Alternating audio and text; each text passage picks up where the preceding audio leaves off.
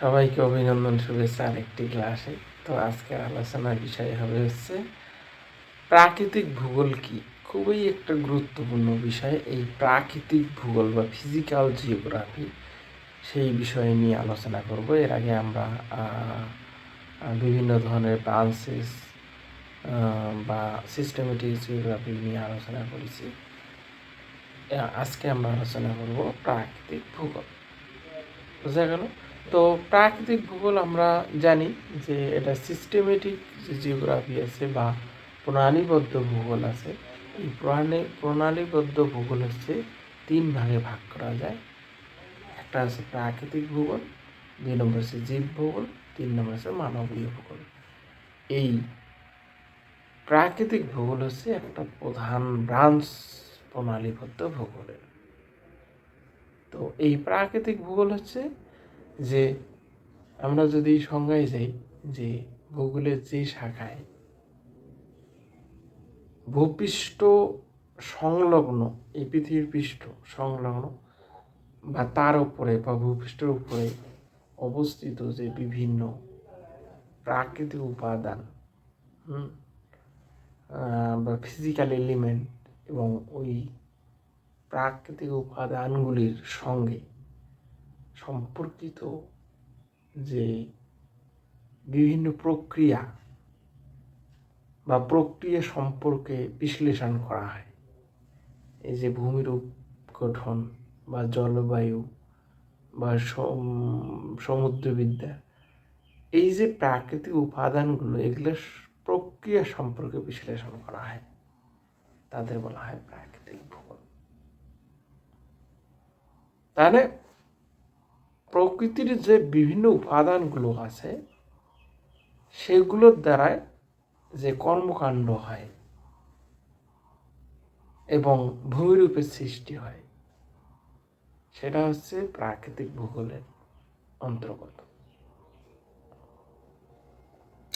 আমরা যদি দেখি যে প্রাকৃতিক ভূগোলে পরিবেশের বিভিন্ন উপাদান যেমন ভূমিরূপ, নদ নদী, মৃত্তিকা, জলবায়ু, আবহাওয়া প্রভৃতি বিষয়ে আলোচনা করা হয়। কেন? প্রাকৃতিক ভূগোলের মূল লক্ষ্য হলো এই উপাদানগুলির স্থানভিত্তিক ও সময়ভিত্তিক বিভিন্ন যে বা বিভিন্ন প্রকার বৈশিষ্ট্য পর্যবেক্ষণ, বিশ্লেষণ ও ব্যাখ্যা করা। বোঝা গেল? তো প্রাকৃতিক ভূগোল কি? যে প্রাকৃতিক উপাদানগুলোর সঙ্গে সম্পর্কিত, প্রাকৃতিক উপাদানগুলোর সঙ্গে সম্পর্কিত প্রক্রিয়া সম্পর্কে বিশ্লেষণ করা, তাকে বলা হয় প্রাকৃতিক ভূগোল। মনে রাখবে। তাহলে প্রাকৃতিক উপাদানগুলির সঙ্গে সম্পর্কিত প্রক্রিয়া সম্পর্কে বিশ্লেষণ করা আছে, তাকে বলা হয় প্রাকৃতিক ভূগোল। তা এই প্রাকৃতিক ভূগোলের মধ্যে যেমন পড়ে কি পড়ে? ভূমিরূপ বিদ্যা, জলবায়ু বিদ্যা। ভূমিরূপ বিদ্যায় যেটা আমরা দেখি যে প্রাকৃতিক উপাদান ভূত্বক, জলবায়ু বিদ্যা হচ্ছে আবহাওয়া বিদ্যা, সমুদ্রবিদ্যা, মৃত্তিকা বিজ্ঞান, এগুলো মনে রাখবে। তো আমরা যদি দেখি অবস্থান করে, তো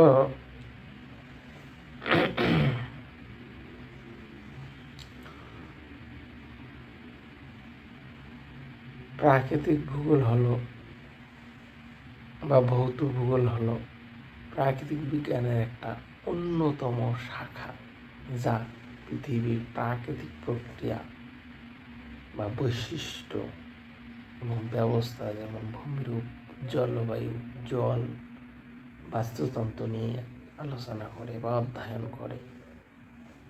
মনে রাখবে, এর প্রধান 4টা মণ্ডল আছে। 4টা মণ্ডল যেমন হচ্ছে কি? শিলামণ্ডল, বায়ুমণ্ডল,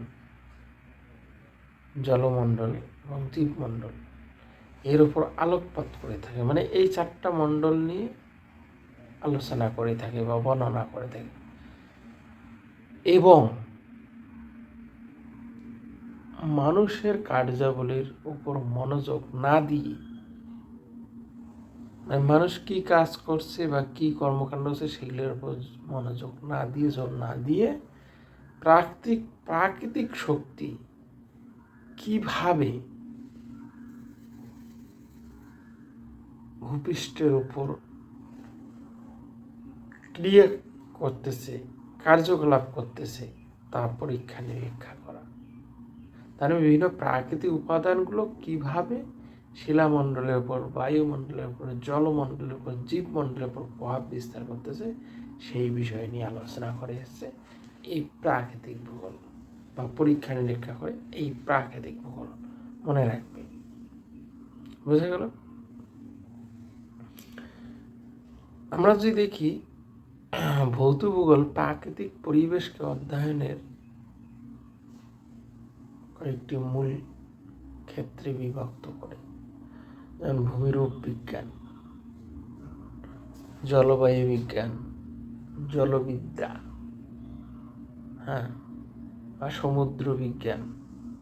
যদি আমরা দেখি ভূমিরূপ বিদ্যা বা ভূমিরূপ বিজ্ঞান, এই ভূমিরূপ বিজ্ঞান যেমন ভূমিরূপ, কি কি ভূমিরূপ আছে পৃথিবী পৃষ্ঠে, ভূমিরূপগুলো, ল্যান্ডফর্মগুলো, পাহাড়, পর্বত, মালভূমি, সমভূমি, উপত্যকা, ভ্যালি।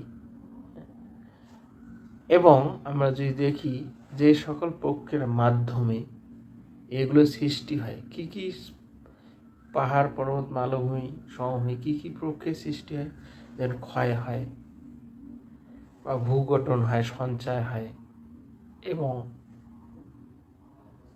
বহন হয়। এবং আমরা যদি দেখি যে বিভিন্ন যে প্রাকৃতিক কার্যকলাপ, যেমন আগ্নেয়গিরির কার্যকলাপ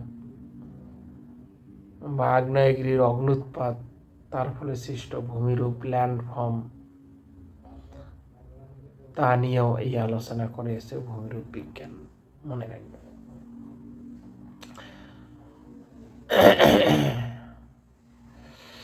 জলবায়ুবিদ্যায় দীর্ঘমেয়াদী আবহাওয়ার ধরন, জলবায়ুর প্রকারভেদ, জলবায়ুর পরিবর্তন নিয়ে আলোচনা করে। মৃত্তিকা বিজ্ঞান, মৃত্তিকার গঠন বিন্যাস নিয়ে আলোচনা করে। পরবর্তীকালে আমি এই বিষয়গুলো নিয়ে আলোচনা করব। তো আজকের ক্লাসে এই পর্যন্তই। পরবর্তী ক্লাসে আমি এই বিভিন্ন ভাগগুলো নিয়ে আলোচনা করব। পাশে থাকবে, সঙ্গে থাকবে। ভিডিও ভালো লাগলে অবশ্যই লাইক, শেয়ার, কমেন্ট করবে। সবাইকে অনেক অনেক ধন্যবাদ। পাশে থাকবে।